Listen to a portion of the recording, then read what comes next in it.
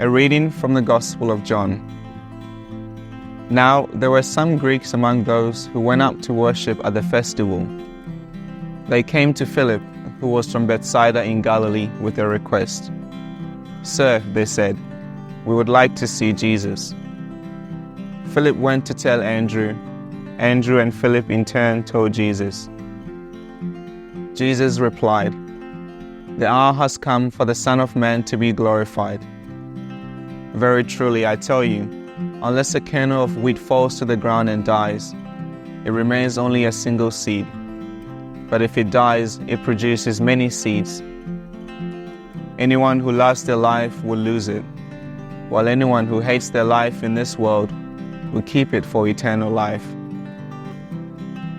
Whoever serves me must follow me, and where I am, my servant also will be. My Father will honor the one who serves me. Now my soul is troubled, and what shall I say? Father, save me from this hour? No, it was for this very reason I came to this hour. Father, glorify your name." Then a voice came from heaven, "I have glorified and will glorify it again." The crowd that was there and heard it said it had thundered. Others said an angel had spoken to him. Jesus said, "This voice was for your benefit, not mine." Hi, my name is Kusi. I'm from the parish of St. Joseph's, Kingswood. I'll just be reading a few reflection questions on the gospel that we've just read. So first off, how does the imagery of the grain of wheat falling to the ground and dying, as described in John's gospel, resonate with your understanding of sacrifice, transformation, and the profound impact that a life surrendered to God can have?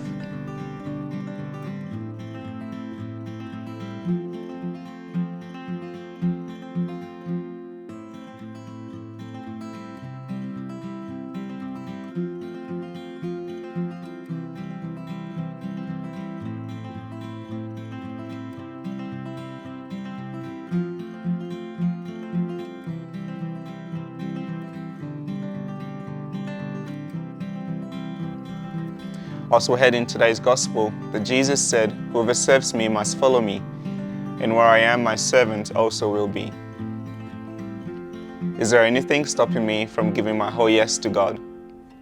Where is God inviting me to surrender my heart more to Him today?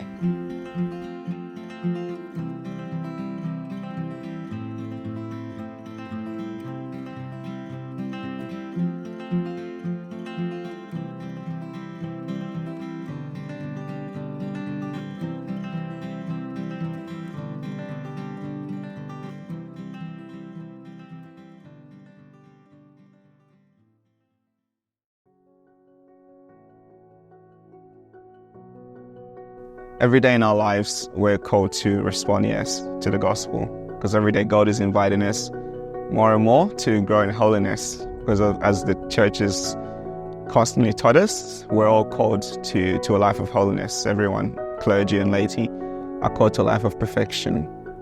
But at some point in each individual's life, in that journey of holiness, there seems to be a more personal and profound response to the invitation of Christ to us.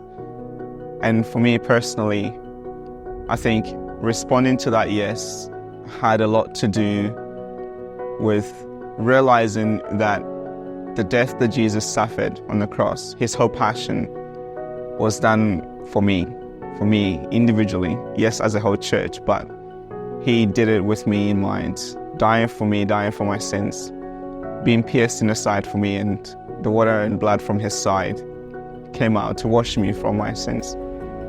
And realizing that any life that I've been living that's contrary to that, contrary to returning that love, well, first of all, it's not really fair on Jesus, but second of all, is also not conducive to my personal growth in holiness.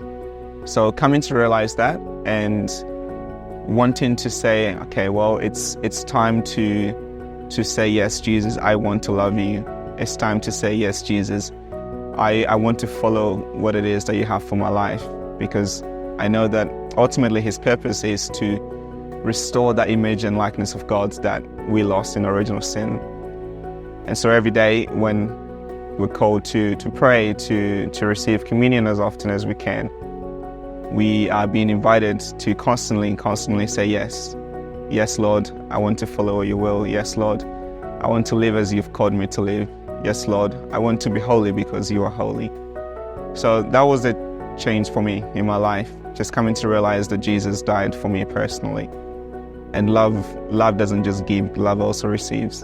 And so it was an invitation to receive and to return that love. And God gives the grace to return that love, because by ourselves we can't really do much. So yeah.